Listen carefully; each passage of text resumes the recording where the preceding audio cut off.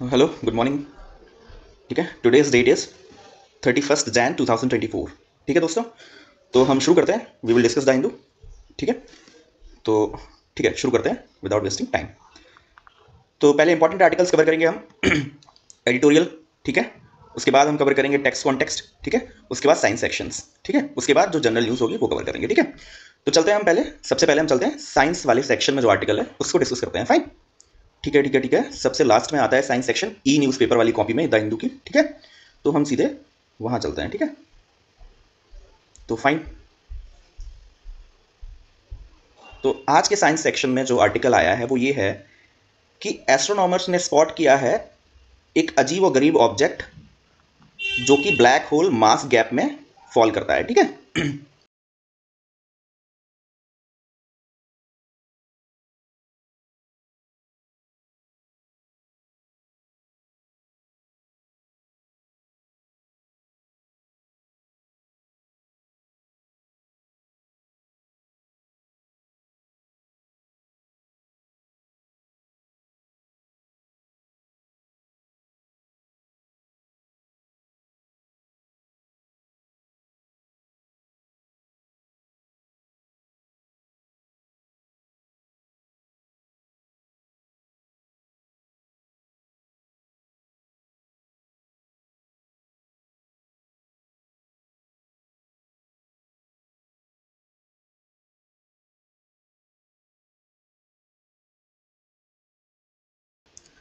जो मैंने अभी वीडियो प्ले की थी स्टार्टिंग में, ठीक है, वो आपने वीडियो देखी। ठीक है, उसमें तीन बॉडीज आपस में रिवॉल्व कर रही थी।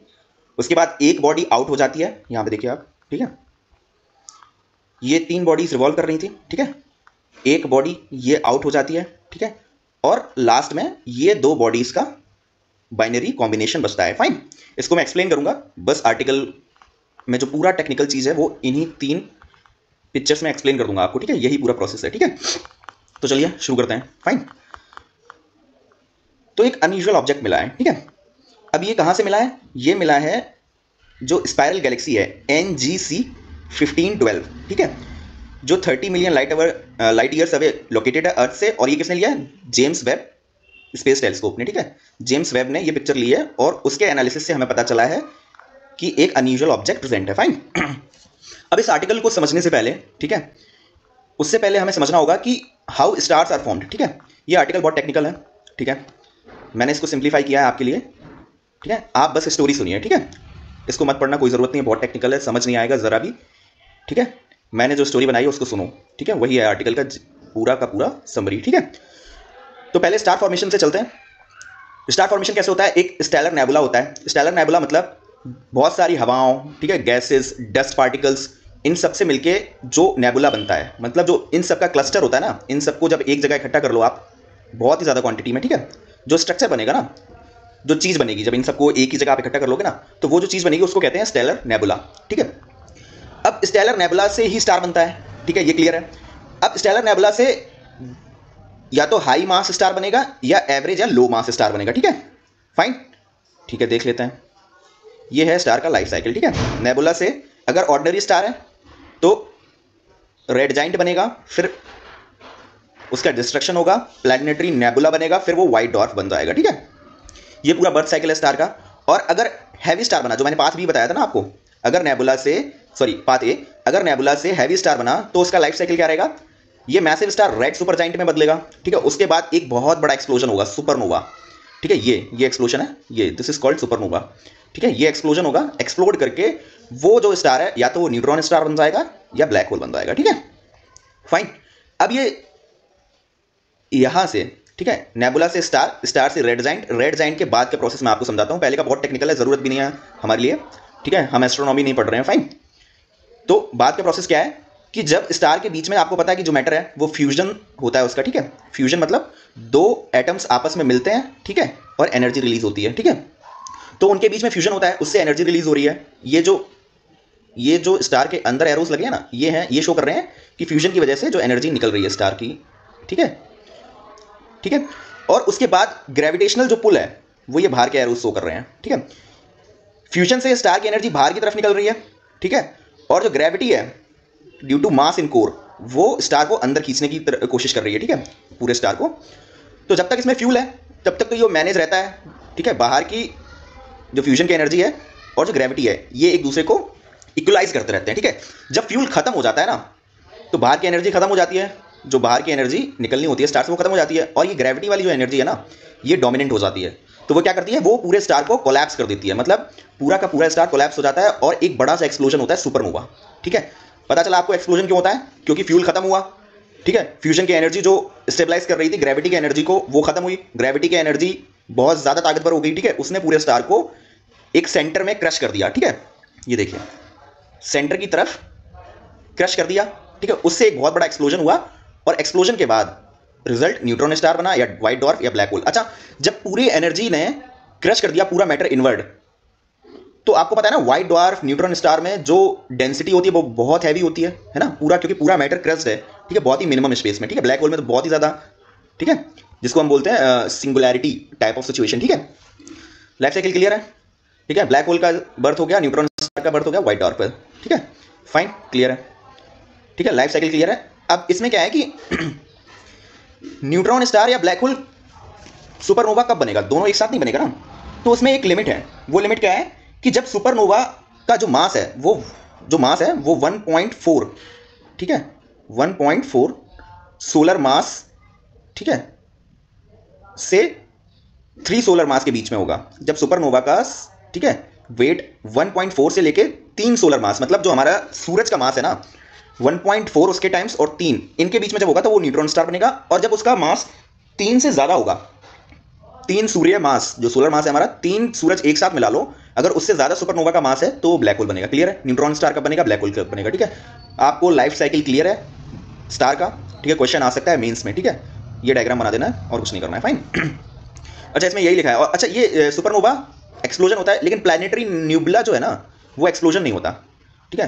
प्लैनेटरी न्यूबुला क्या होता है, इट इज अ क्लाउड, ठीक है, बहुत ही ब्यूटीफुल क्लाउड होता है जो कि फॉर्म हो जाता है जब रेड जाइंट का पूरा मैटर क्रैश हो जाता है ना इनवर्ड, और जो उसकी आउटर गैसेज हैं वो सारी एक क्लाउड के फॉर्म में प्लैनेटरी नेबुला एक क्लाउड बना लेती हैं, ठीक है। प्रीलिम्स के लिए इंपॉर्टेंट है, प्लैनेटरी नेबुला जब पूछेगा तो आपको बताना है कि एक्सप्लोजन नहीं है, ठीक है, ये एक तरीके का क्लाउड है, फाइन।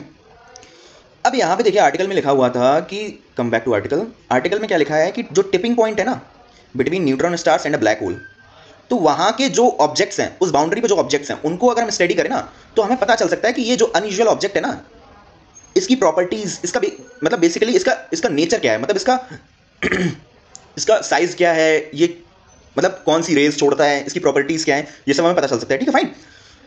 तो अब जो मैंने आपको वीडियो दिखाया था उस पर आ जाते हैं, बैक टू वीडियो, क्लियर हो जाएगा, ठीक है। ये जो व्हाइट ड्वार्फ है, ठीक है, उसको ऑर्बिट कर रहा है एक पल्सर, ये रेड कलर में जो है ना उसका पल्सर का ऑर्बिट है। अच्छा, पल्सर क्या होता है, पल्सर होता है रोटेटिंग न्यूट्रॉन स्टार, मतलब एक ऐसी ये न्यूट्रॉन स्टार है ना, ये जो मैंने लाइन दिखाई ना ऊपर गोले के दो, ये उसकी रोटेशन एक्सिस है, ठीक है, इन्हीं पे वो रोटेट करता है, जैसे अर्थ अपनी एक्सिस पे रोटेट करती है ना, in the same way this neutron star when rotates on its axis then it is called pulsar, ठीक है। और ये पल्सर रिवॉल्व कर रहा है एक व्हाइट ड्वार्फ के। ये व्हाइट ड्वार्फ क्या है, व्हाइट ड्वार्फ ऊपर दिखाया था ना, जब प्लैनेटरी नेबुला खत्म हो जाता है ना तो वो बाद में जो बचता है वो व्हाइट ड्वार्फ है, ठीक है, ठीक है, क्लियर है। अब जो NGC, ठीक है, 1512 था ना, इसने जब जो वेब टेलीस्कोप है ना इसने ऑब्जर्व किया तो उसको एक अजीब और गरीब स्ट्रक्चर मिला। वो क्या था कि एक तो ये व्हाइट ड्वार्फ है इसमें, ठीक है, व्हाइट ड्वार्फ को पल्सर रिवॉल्व कर रहा है उसके आसपास, ठीक है, क्लियर है। तो एक थर्ड ऑब्जेक्ट आता है, ठीक है, ये जो थर्ड ऑब्जेक्ट है ना, ये जो जिस पे मेरा पॉइंटर है, ये जो थर्ड ऑब्जेक्ट आता है ये व्हाइट ड्वार्फ को एग्जिट करवा देता है इस पूरे स्ट्रक्चर से।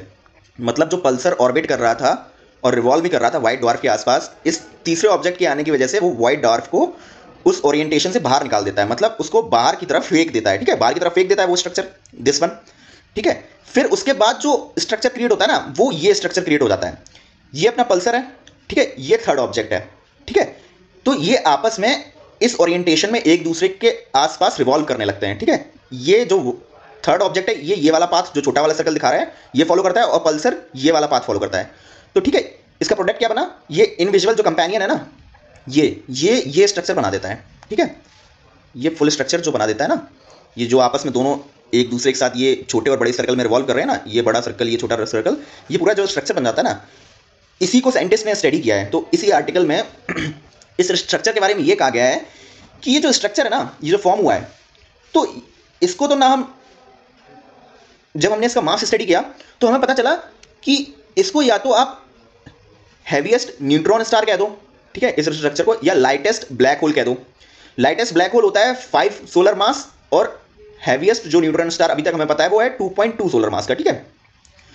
तो इस जो स्ट्रक्चर को, ये जो फॉर्म हुआ है ना, इसकी जब मास की ओरिएंटेशन पड़ी गई ना, तो ये निकल के आया कि ये 2.2 जो न्यूट्रॉन स्टार की मैक्स लिमिट है सिर्फ, ठीक है, 2.7 या 3 तक जाती है। तो ना तो ये हैवीएस्ट न्यूट्रॉन स्टार की कैटेगरी में आता है, ना लाइटेस्ट ब्लैक होल की कैटेगरी में आता है। तो ये नया स्ट्रक्चर क्या है, ये कैसे पता चलेगा? ये तब पता चलेगा जब हम टिपिंग पॉइंट स्टडी करेंगे, ठीक है, न्यूट्रॉन स्टार और ब्लैक होल का। टिपिंग पॉइंट क्या होता है, ठीक है, टिपिंग पॉइंट समझ लेते हैं क्या होता है, ठीक है। कहाँ गया, हाँ। तो जब न्यूट्रॉन स्टार आपस में एक दूसरे में, ठीक है, ऑर्बिट में, म्यूचुअल ऑर्बिट में रिवॉल्व करते हैं और स्पाइरल करते हैं, ठीक है। आपने वो वीडियो देखा होगा कि जो 2 न्यूट्रॉन स्टार, मैं अभी प्ले कर दूंगा, अभी जस्ट इसके बाद प्ले होगा वीडियो, जिसमें न्यूट्रॉन स्टार आपस में स्पाइरल कर रहे होंगे, ठीक है। तो जब वो स्पाइरल करते करते इतने पास आ जाते हैं ना, तो वो मर्ज हो जाते हैं, जिससे वो ब्लैक होल फॉर्म कर लेते हैं। तो ये जो टिपिंग पॉइंट वो चीज़ है, टिपिंग पॉइंट का मतलब वो होता है कि वो पॉइंट जहां पे आके ये दोनों न्यूट्रॉन स्टार जो है ना, वो मर्ज होकर ब्लैक होल बना लेते हैं, उस पॉइंट को कहते हैं, क्या बोलते हैं, टिपिंग पॉइंट। और ब्लैक होल के कॉन्टेक्स्ट में टिपिंग पॉइंट क्या होता है? ब्लैक होल के कॉन्टेक्स्ट में टिपिंग पॉइंट वो होता है कि जो ब्लैक होल की जो बाउंड्री है ना, उसके पास जब कोई ऑब्जेक्ट पहुंचेगा ना, तो वो ब्लैक होल अपनी तरफ उसको खींच लेता है, ठीक है। तो जिस पॉइंट पे वो खींचेगा वो इवेंट ऑफ होराइजन कही जाती है, ठीक है। और जब ये ऑब्जेक्ट उस ब्लैक होल में मर्ज होने लगेगा ना, तो उसी को टिपिंग पॉइंट कहते हैं। मतलब जिस पॉइंट के बाद जो लाइट है वो भी ब्लैक होल की ग्रेविटी से बच के ना जा पाए, ठीक है, वही टिपिंग पॉइंट है। फाइन, क्लियर, आर्टिकल क्लियर हो गया आपको, स्टोरी क्लियर हुई ना। स्टोरी क्या थी? जो NCG, यहाँ पे देखिए 1512 जो गैलेक्सी है ना, उसने जेम्स वेब टेलीस्कोप ने स्टडी किया उसमें उसको एक स्ट्रक्चर मिला, ठीक है, जिसमें एक फॉरेन ऑब्जेक्ट आया, उसने व्हाइट डॉर्फ को किक कर दिया, बाहर की तरफ फेंक दिया और खुद साथ में रिवॉल्व होने लगा। तो ये जो नया स्ट्रक्चर बना है ना, इसको हमें स्टडी करना है। तो इसके लिए हमें क्या करना पड़ेगा, जो न्यूट्रॉन स्टार है ना और ब्लैक होल है, उनकी टिपिंग पॉइंट को स्टडी करेंगे, तो हमें हो सकता है शायद कुछ उसकी प्रॉपर्टीज समझ में आ जाए जो ये नया कॉम्प्लेक्स स्ट्रक्चर बनाए, दिस वन, ठीक है। क्लियर है? बस इतना ही था इस आर्टिकल में। Fine, okay. तो let's get back to text and context. Fine, text and context पे चलते हैं। तो टेक्स्ट एंड कॉन्टेक्स्ट में आज आर्टिकल जो है वो है इन पाकिस्तान और ईरान के बीच में जो क्लैश हुई थी उसके बारे में है, ठीक है। मैं थोड़ा सा जूम कर देता हूँ, आपको मैं इवेंट बता देता हूँ कैसे कैसे फॉलो अप हुए हैं। फाइन, 16 जनवरी को इराक सीरिया को ईरान ने टारगेट बनाया, ठीक है। उसके साथ उसने पाकिस्तान की जो बलूचिस्तान प्रोविंस है उसमें भी 2 मिसाइल मार दिए 16 जनवरी को, ठीक है। बलूचिस्तान कहाँ पे है? ये पाकिस्तान का मैप है, ये बलूचिस्तान है, पाकिस्तान की प्रोविंस, ठीक है। और ये ईरान है पूरा, ठीक है। तो ईरान के साथ बॉर्डर में है पाकिस्तान का बलूचिस्तान, ठीक है। फाइन, मिसाइल मार दी, कोई बात नहीं। उसके एक दिन बाद 17 जनवरी को, ठीक है, पाकिस्तान ने अटैक को कंडेम किया, मतलब उसकी निंदा की, और एम्बेसडर जो दूतावास हैं, ठीक है, ईरान के, उनको अपने पाकिस्तान से एक्सपेल कर दिया, मतलब बाहर निकाल दिया, ठीक है। फिर 18 जनवरी को क्या हुआ? पाकिस्तान ने रिटेलिएट किया, मतलब पाकिस्तान ने भी बदला लेने के चक्कर में जो ईरान के टेररिस्ट ग्रुप हैं सिस्तान बलूचिस्तान प्रोविंस में, सिस्तान बलूचिस्तान ईरान की प्रोविंस है एक, वो कहाँ पे देख लेते हैं, दिस वन, जस्ट सटीक लगी हुई बलूचिस्तान के, ये ईरानियन बलूचिस्तान है, ठीक है, क्लियर है। इसी को सिस्तान बलूचिस्तान बोलते हैं, ठीक है। उस पर पाकिस्तान ने वहाँ के टेररिस्ट ग्रुप पे अटैक कर दिया, ठीक है, 18 जनवरी को। फिर 19 जनवरी को क्या हुआ? नेशनल सिक्योरिटी काउंसिल्स, ठीक है, दोनों देशों की एक दूसरे के सिक्योरिटी कंसर्न्स को डिस्कस करने लगी और larger interest sorry peace and stability के लिए ईरान और पाकिस्तान ने आपस में, ठीक है, एक जॉइंट स्टेटमेंट इशू किया 22 जनवरी को। और जॉइंट स्टेटमेंट में दोनों ने अपने एम्बेसडर्स को उनके ऑफिस में रिटर्न करवा लिया, मतलब पाकिस्तान ने, ठीक है, ईरान के एम्बेसडर्स ले लिए अपने पास और ईरान ने पाकिस्तान के एम्बेसडर ले लिए, ठीक है। और 28 जनवरी को ईरान के फॉरेन मिनिस्टर विजिट पे चले गए इस्लामाबाद। इवेंट्स क्लियर है? मतलब कितनी जल्दी अनफोल्ड हुआ, 16 को स्टार्ट हुआ अटैक और 28 को दोस्ती होगी फिर से। अब इसका पूरा सीन क्या है मैं समझाता हूँ आपको, ठीक है। ये पढ़ लिया हमने, मिसाइल स्ट्राइक लॉन्च कर दिया था बलूचिस्तान पे, ठीक है। अब दोनों में स्पेशल क्या है वो समझते हैं। स्पेशल ये है कि जो सिस्तान बलूचिस्तान प्रोविंस है, ठीक है, ईरान की, वो बॉर्डर करती है बलूचिस्तान से, फाइन, ठीक है। बलूच में जो ईरानियन बलूचिस्तान है उसमें मेजॉरिटी है सिस्तानीस की, सिस्तानीस की माइनॉरिटी है, ठीक है, सिस्तानीस की माइनॉरिटी है और बलूच मेजॉरिटी में है, ठीक है, बलूच, फाइन। ये तो डेमोग्राफी क्लियर हो गया आपको। और जो पाकिस्तान वाला बलूचिस्तान है उसमें क्या है, उसमें भी बलूच मेजॉरिटी है, फाइन, और उसका अफगानिस्तान से, ठीक है, थ्रेटेंड होता रहता है वो, ठीक है, पाकिस्तान साइड वाला बलूचिस्तान, फाइन, क्लियर है। अब इन दोनों बलूचिस्तान में दो मेजर पोर्ट्स हैं, ग्वादर पाकिस्तान का और चाहबार ईरान का, इन्हीं दो प्रोविंस में है, ठीक है, 200 किलोमीटर एक दूसरे के अपार्ट लोकेटेड है, फाइन, क्लियर है। मतलब जियोपॉलिटिकली भी इंपॉर्टेंट है, फाइन। अब इन दोनों ने आपस में अटैक क्यों किया, राइटर ये कहना चाह रहा है कि इन दोनों ने आपस में अटैक एक दूसरे की कंट्री पे नहीं किया, बल्कि एक दूसरे के जो टेररिस्ट ग्रुप हाइड आउट हो रहे थे ना एक दूसरे की प्रोविंस में, वहां पे अटैक किया है। पाकिस्तान में जो ईरान का अटैक था वो जैश अल अदल, ठीक है, एक सुन्नी मिलिटेंट ग्रुप है जैश अल अदल, ठीक है, उस पर वो अटैक था, ठीक है। अब जैश अल अदल से क्या दिक्कत है ईरान को, जो ये टेररिस्ट ऑर्गेनाइजेशन है जैश अल अदल, उससे क्या दिक्कत है ईरान को, ईरान को ये दिक्कत है कि ये जो जुंदुल्लाह, ठीक है, ये जो जुंदुल्लाह टेररिस्ट ग्रुप था ना, ये क्या करता था, ये ईरान में अटैक करता था, ठीक है, इसी में सिस्तान बलूचिस्तान प्रोविंस में, ठीक है, बॉम्बिंग्स करवाता था, ठीक है, यही 2010 में अटैक करवाया था, ठीक है, क्लियर है। तो ईरान कह रहा है कि ये जो जिंदुल्लाह है ना, इसके रेमिनेंट्स हैं, मतलब इसका जो बचा हुआ पार्ट है वो जैश अल अदल है, ठीक है, उसका बचा हुआ पार्ट जैश अल अदल है, ठीक है, इसलिए हमने उनको खत्म करने के लिए पाकिस्तान के बलूचिस्तान पे मिसाइल दाग दी, क्लियर है। अब पाकिस्तान ने अपना क्या पॉइंट रखा, पाकिस्तान ने अपना पॉइंट रखा कि हम भी टारगेट कर रहे थे हाइड आउट्स, मतलब जो लोग हमारी प्रोविंस छोड़ के इलीगली आपकी प्रोविंस में चले गए थे ना, बलूचिस्तान लिबरेशन आर्मी वाले और बलूचिस्तान लिबरेशन फ्रंट ऑर्गेनाइजेशन वाले, जो ये हमारा देश छोड़ के आपके देश में हाइड आउट मतलब बच रहे थे, छुप रहे थे ना, उन्हीं को अटैक करने के लिए हमने, ठीक है, रिटेलिएट किया, फाइन, ठीक है। ये क्या पाकिस्तान के लिए क्या दिक्कत कर रहे थे, ये बलूचिस्तान लिबरेशन आर्मी वाले, ये बलूच इंसर्जेंसी क्रिएट कर रहे हैं 1947 से। बलूच इंसर्जेंसी मतलब ये जो बलूचिस्तान है इसको अलग करना चाहते हैं पाकिस्तान से वो लोग, ठीक है, उनका मेन ऑब्जेक्टिव यही है, फाइन, क्लियर है। दोनों ने आपस में अटैक क्यों किया, क्लियर है, राइटर की तरफ से ये बताया गया रीजन। फिर राइटर ने कहा जब उनका एजेंडा पूरा हो गया तो उन्होंने जितनी फास्ट ही अटैक किया तो उससे कई ज़्यादा फास्ट उन्होंने पीस एस्टैब्लिश कर लिया वापस से, क्लियर है।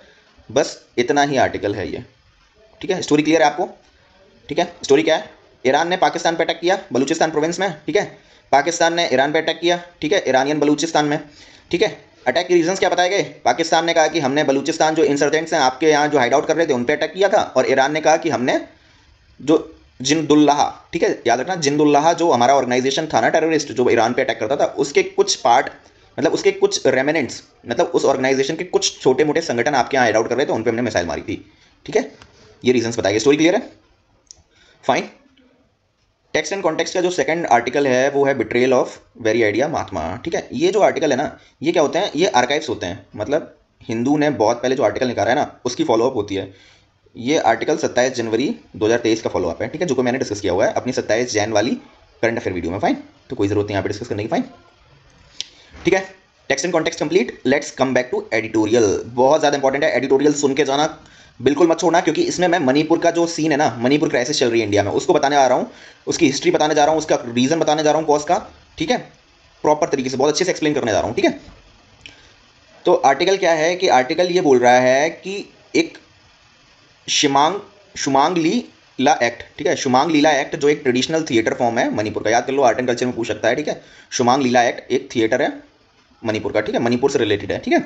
उसमें क्या हुआ कि 38 मेती के जो एमएलएज हैं, ठीक है, उन्होंने 6 पॉइंट पब्लिक ओथ ली, मतलब कांगला फोर्ट में, ठीक है, कांगला फोर्ट में 6 पॉइंट ओथ ली, ठीक है, क्लियर है। अब इस 6 पॉइंट ओथ में क्या था, 6 पॉइंट ओथ में जो है वो ये है कि सेंट्रल गवर्नमेंट से डिमांड किया उन्होंने कि आप ट्राइपाइड सस्पेंशन ऑफ एग्रीमेंट जो कुकी से साइन किया था आपने 2008 में, उसको खारिज करो, उसको खत्म करो, ठीक है। National register of citizens NRC को इंप्लीमेंट करो, ठीक है, 1951 बेस ईयर यूज करके, ठीक है। और जो बॉर्डर फेंसिंग है इंडिया म्यांमार की वो कंप्लीट करवाओ, और आसाम राइफल्स को रिप्लेस कर दो किसी और मिलिट्री पैरामिलिट्री फोर्स से, सेंट्रल की किसी और पैरामिलिट्री फोर्स लगा दो आसाम की जगह, ठीक है। और कुकी को शेड्यूल्ड ट्राइब लिस्ट से डिलीट कर दो, this is the whole issue. ये जो शेड्यूल्ड ट्राइब इंक्लूजन है ना, यही पूरा इशू है, ठीक है। और जो कुकी रेफ्यूजीज हैं उनको म्यांमार से मिजोरम आप रीलोकेट कर दो। 6 पॉइंट क्लियर है, ठीक है, ये 6 पॉइंट थे, ठीक है। बस इस आर्टिकल में यही था मेजर, जो थोड़ा बहुत है वो मैं समझा दूंगा ये पूरा। उससे पहले चलते हैं मणिपुर क्राइसिस, मतलब मणिपुर क्राइसिस है क्या असली में, ठीक है, what is all it about, ठीक है। Let's study first of all Manipur demography. Manipur state की डेमोग्राफी क्या है, ठीक है, ये मणिपुर स्टेट है, ठीक है, क्लियर है। ये जो येलो पार्ट है ना आपको, ये वैली रीजन है, ठीक है, और उसके आसपास पूरा माउंटेनियस रीजन है, मतलब ये पूरा माउंटेनियस रीजन है, ठीक है, और ये वैली रीजन है, ठीक है, क्लियर है। ये पूरा माउंटेन से, ये वैली है, ठीक है। तो जो रेड कलर में पार्ट है वो कुकी कम्युनिटी के द्वारा डोमिनेटेड है, मतलब पूरे स्टेट में देखी जाए तो 28% पॉपुलेशन है कुकीज की और मेतीस की 53% पॉपुलेशन है। लेकिन जो कुकी ने लैंड एरिया ले रखा है माउंटेनियस रीजन में, वो 90% लैंड एरिया है स्टेट का, ठीक है, और मेती ने 10% जो वैली में लैंड एरिया ले रखा है वो 10% है किसका, पूरे मणिपुर स्टेट का। क्लियर है, डेमोग्राफी क्लियर होगी मणिपुर की, ठीक है, डेमोग्राफी क्लियर है। अब हिस्ट्री पे चलते हैं। हिस्ट्री में क्या है कि चैथोरल कुम्बाबा, वेरी टफ टू प्रोनाउंस, ठीक है, चैथोरल कुम्बाबा एक कोर्ट क्रॉनिकल है, मतलब एंशियंट टाइम का कोर्ट क्रॉनिकल है 3 AD का, ठीक है, मतलब आज कितना चल रहा है 2024 AD, मतलब इसको आप 2021 साल पीछे कर दो तो आप 3 AD पे पहुंच जाएंगे, मतलब आज से 2000 साल पहले। इस वाले क्रॉनिकल में क्या बताया गया था कि मणिपुर में मैती किंगडम एग्जिस्ट करता है, ठीक है, मैती किंगडम एग्जिस्ट करता है और इसके किंग कौन है, किंग कौन है, पकगम्बा, ठीक है, पकम्बा, ठीक है, Pakhangba is the king of Meitei kingdom, ठीक है, क्लियर है आपको। ये तो हिस्ट्री होगी इसकी, ठीक है, मैती किंगडम था और पकम्बा किंग द्वारा रूल किया जाता था मणिपुर 3 AD में, फाइन, क्लियर है।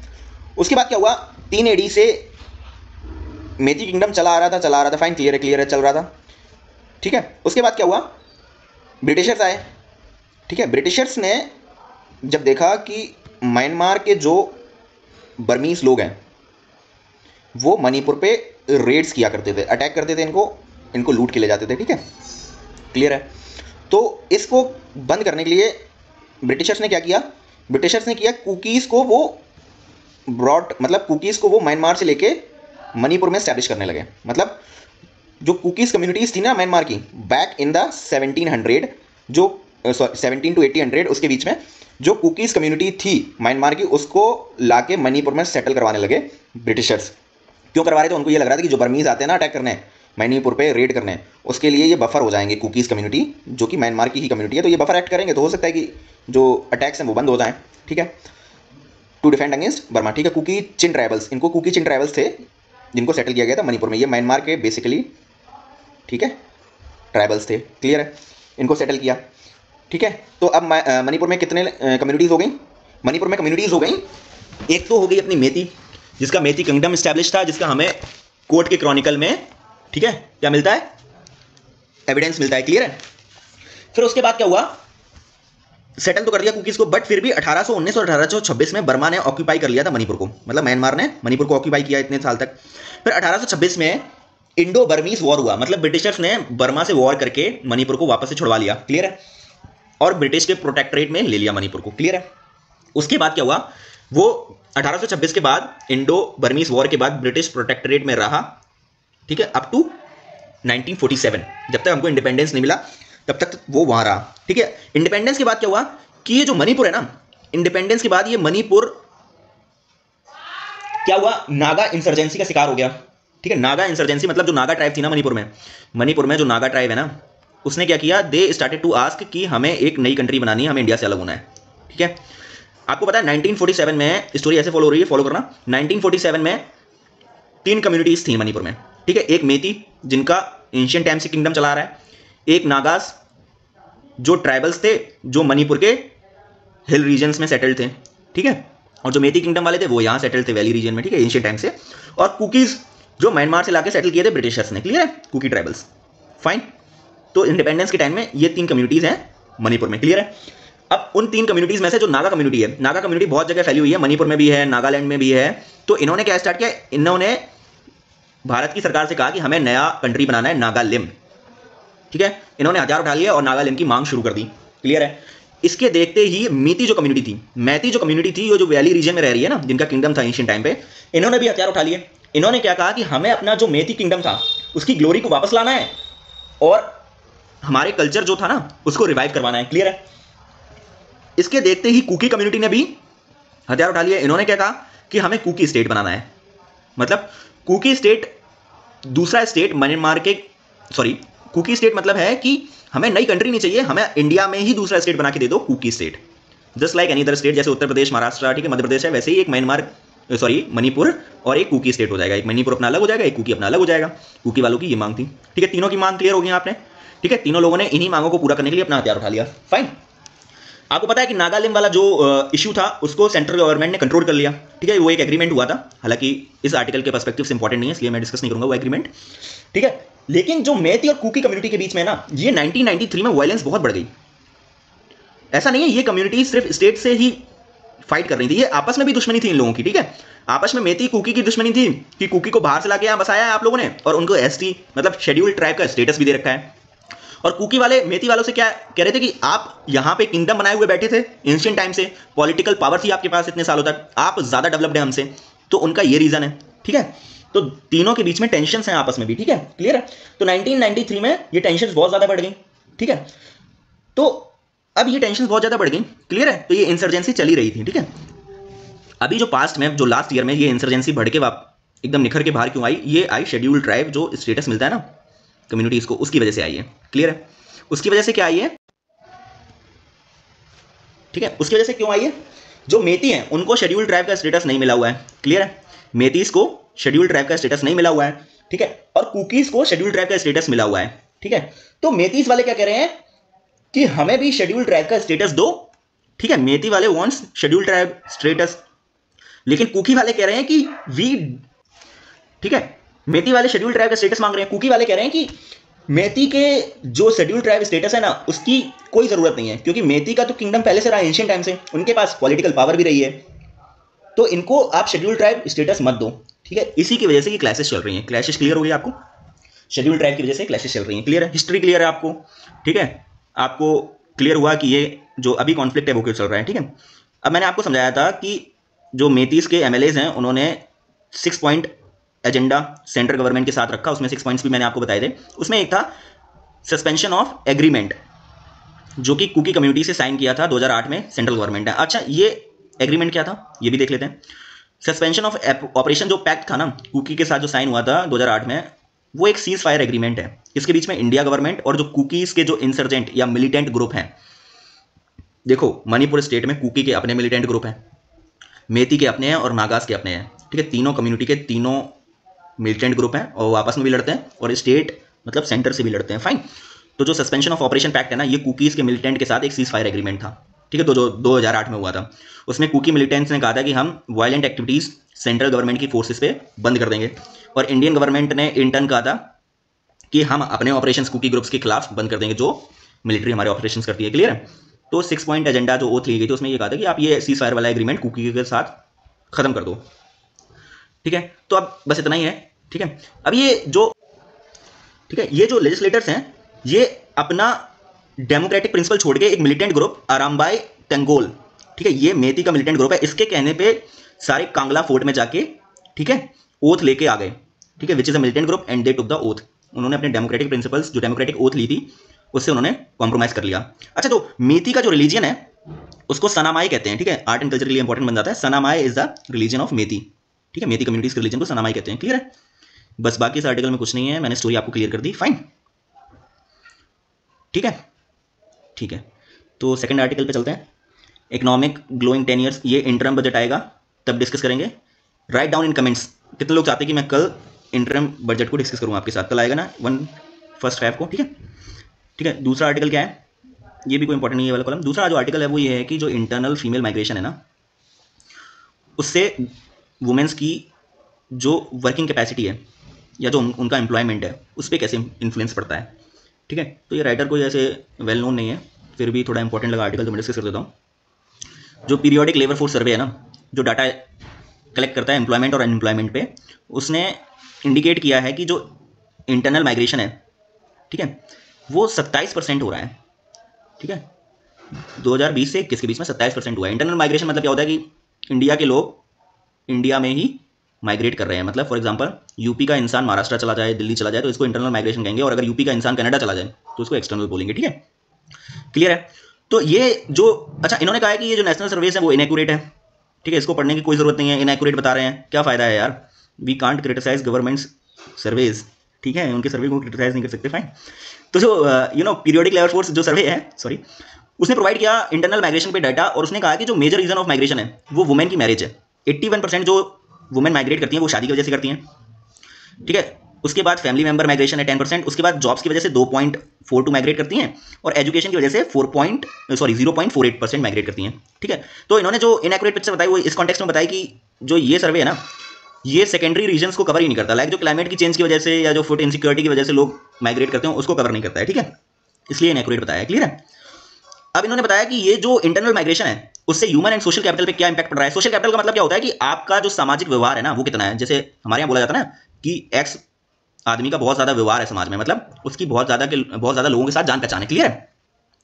तो जो PLFS डेटा है ना वो ये कहता है कि 85% ऑफ वुमेन उनको 10 साल से कम एजुकेशन मिली होती है, ठीक है। अगर वो माइग्रेट भी कर जाएंगी तो उनकी एजुकेशन लेवल और ज्यादा कम हो जाती है, ठीक है। और माइग्रेट करने के बाद जो माइग्रेट करने के बाद जो वुमेन है ना, मतलब माइग्रेंट जो वुमेन है ना वो बहुत ही ज़्यादा लेस एम्प्लॉयड है, मतलब प्रोपोर्शनली लेस एम्प्लॉयड है नॉन माइग्रेंट वुमेन्स के कंपैरिजन में। अच्छा, इसका रीज़न क्या है?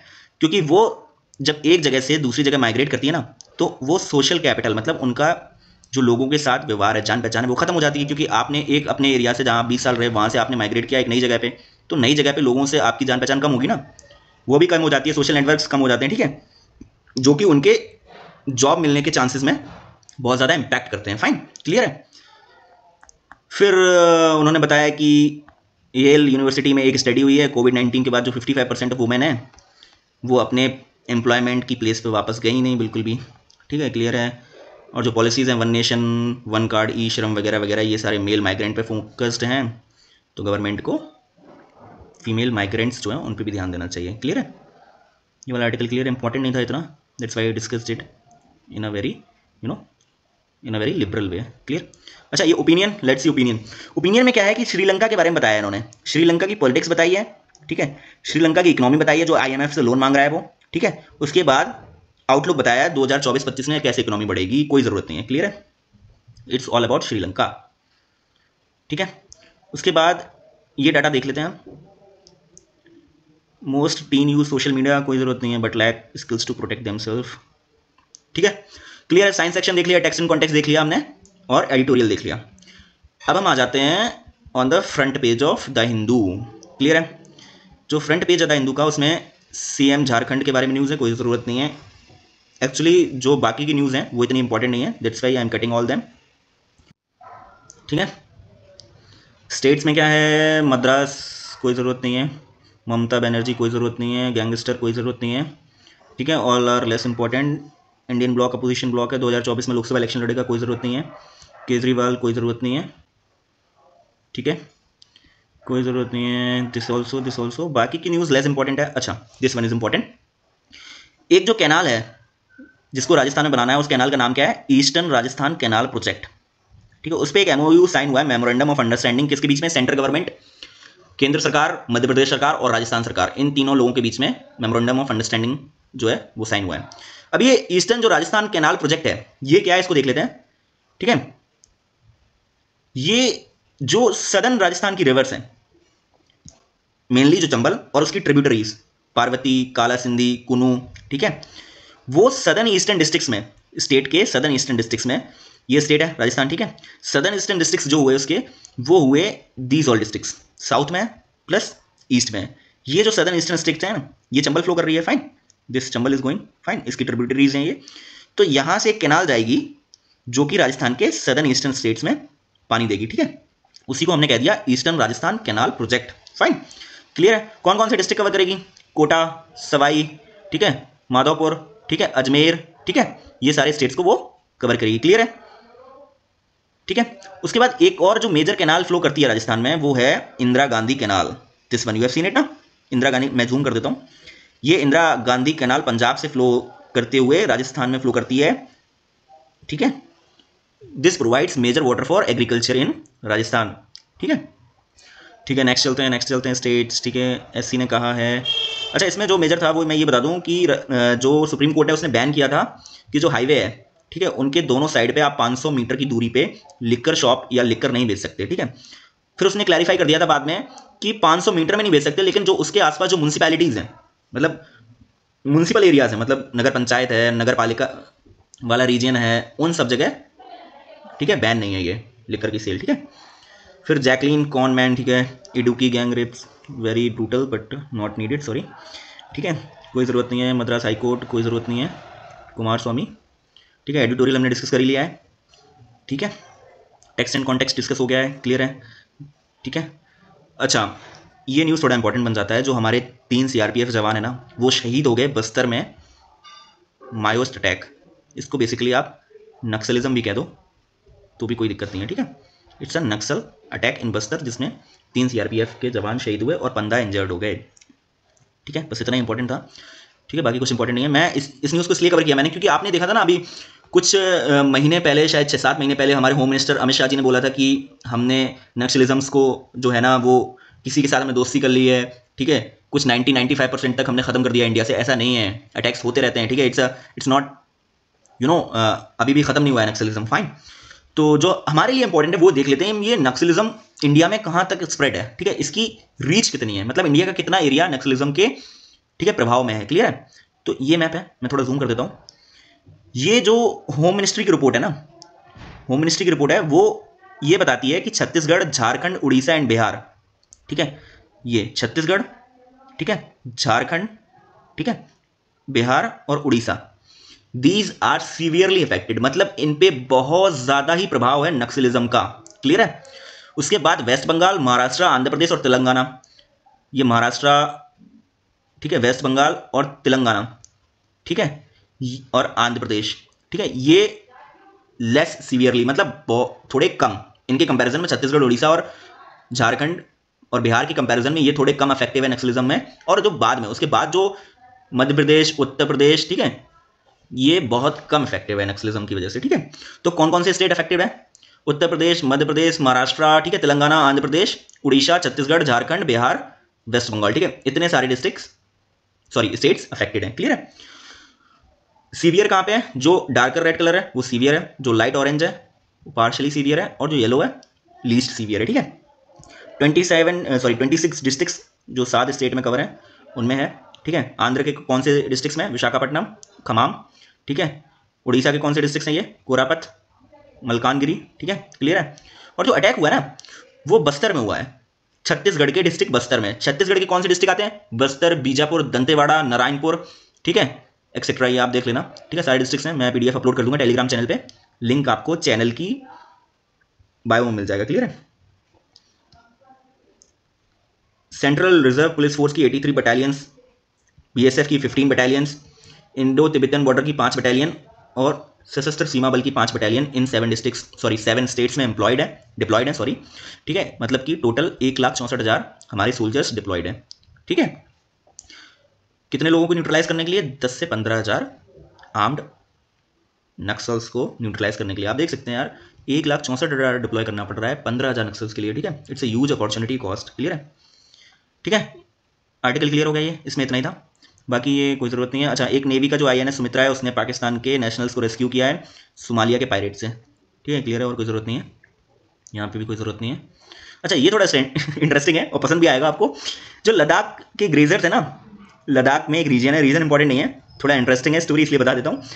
जो लद्दाख के कुछ जो पशुओं को अपना चराने ले जाते हैं ग्रेजर्स, ठीक है, उन लोगों को रोका होगा चाइनीज़ आर्मी ने। ठीक है, चाइनीज़ आर्मी ने उनको रोका हुआ, उन्होंने कहा होगा कि यहाँ पे आप अपने पशुओं को नहीं चरा सकते हो क्योंकि ये चाइना की टेरिटरी है। तो उन्होंने, लोकल्स ने इन टर्न क्या किया? पत्थर उठाए, रॉक्स उठाई और चाइनीज़ आर्मी पे थ्रो करना स्टार्ट कर दिया। ठीक है, मतलब they started stone pelting on Chinese army. ठीक है, हमारे जम्मू कश्मीर की जो यूथ्स हैं who our brain washed, they stone peeled, मतलब वो पत्थर मारते हैं हमारी ही, ठीक है, आर्मी पे। And here you see these locals are, ठीक है, स्टोन पेल्टिंग टू चाइनीज़। ठीक है, बस इतना इंपॉर्टेंट है, और कोई ज़रूरत नहीं है। ठीक है, बाकी जो इंपॉर्टेंट है वो ये है कि चाइनीज़ और इंडिया के जो बॉर्डर डिस्प्यूट है वो किस रीजन में, जो अटैक्स हुए थे 2020 में वो गलवान वैली में हुए थे।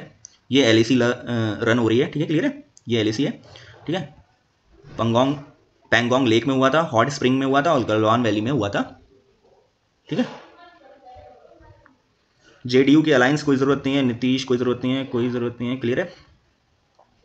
सेंटर, ठीक है, कोई ज़रूरत नहीं है, कोई ज़रूरत नहीं है। ठीक है, अच्छा, यहाँ पे एक चीज़ जो है ना, वो स्नो लेपर्ड है जो इंडिया में उसका काउंट हुआ था, तो 718 स्नो लेपर्ड पाए गए इंडिया में। कोई ज़रूरत नहीं है, ये सारा काउंटिंग है, डेटा दिया गया है। जो इंपॉर्टेंट बनता है हमारे लिए वो ये बनता है कि स्नो लेपर्ड के बारे में थोड़ा जान लेते हैं, ठीक है। 60% जो इंडिया के स्नो लेपर्ड हैं वो सारे लोकेटेड हैं लद्दाख में, ठीक है। लद्दाख में फाइंड किए जाते हैं। और कौन सी कंट्रीज़ में स्नो लेपर्ड मिलते हैं? चाइना, भूटान, नेपाल, ठीक है, Pakistan, Afghanistan, Tajikistan, Uzbekistan, Kazakhstan, Kyrgyzstan, Mongolia, Russia, ठीक है। इन सारी कंट्रीज़ में ये पाए जाते हैं। तो आप देख सकते हैं ना, ये जनरली कहाँ पे लोकेटेड है? ये माउंटेनियस रीजन में लोकेटेड है जहाँ पे स्नो मिलती है, ठीक है। ठीक है, क्लियर है। इनका IUCN स्टेटस क्या है? वल्नरेबल है, ठीक है, क्लियर है। बस इतना इंपॉर्टेंट था। डिस्ट्रीब्यूशन देख लिया हमने, स्टेटस देख लिया, ठीक है। इंडिया ने क्या किया है कि जो फोर्ट्स हैं मराठा से रिलेटेड उनको यूएनएसके की वर्ल्ड हेरिटेज साइट में, ठीक है, मराठा के कुछ फोर्ट्स को यूनेस्को की वर्ल्ड हेरिटेज साइट लिस्ट में इंक्लूड करने के लिए प्रपोज किया है, ठीक है। 12 फोर्ट्स हैं, उनके नाम मैंने यहाँ दे दिए, एक बार बता देता हूँ आपको, ठीक है। फोर्ट्स के नाम क्या है? सलहेर, शिवनेरी, ठीक है, लोगाड़, खांदरी, ठीक है, रायगढ़, राजगढ़, ठीक है, प्रतापगढ़, पनहाला, ठीक है, सुरवनादुर्ग, ठीक है, विजयदुर्ग, सिंधुदुर्ग महाराष्ट्र में, ये सारे महाराष्ट्र में थे, और जिंजे इन तमिलनाडु, एक तमिलनाडु का है, 11 महाराष्ट्र के, ठीक है। नाम देख लेना आप, बाकी कोई इंपॉर्टेंट नहीं है, ठीक है। स्नो लेपर्ड हो गया। वर्ल्ड लेवल पे भी आज कोई इंपॉर्टेंट न्यूज़ नहीं आई है, ठीक है, जिसको हम देखें, क्लियर है। और बिजनेस में भी कोई इंपॉर्टेंट न्यूज़ नहीं है, फाइन। बाकी ये स्पोर्ट्स सेक्शन है विच इज़ नॉट कवर्ड, ठीक है, क्लियर है। स्पोर्ट्स नॉट नीडेड, फाइन, ठीक है, स्पोर्ट्स नॉट नीडेड, ठीक है, फाइन, क्लियर है, क्लियर है। Science section last we have discussed very elaborately, ठीक है। हो गया पूरा न्यूज़पेपर आज का, क्लियर है।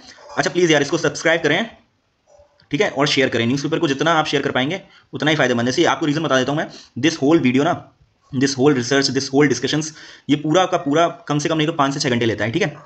और I am not back by any company या कोई कोचिंग इंडस्ट्री से मैं बैक नहीं करता हूँ ना, I am doing on my own single handedly, ठीक है। तो प्लीज़ इसको शेयर कर दो यार, ठीक है, please share it to your friends, to your classmates, coaching mates, share it, okay, clear. कल मिलते हैं नए द हिंदू के साथ, नई न्यूज़ के साथ और नए एनालिसिस के साथ, okay. Thank you so much, bye.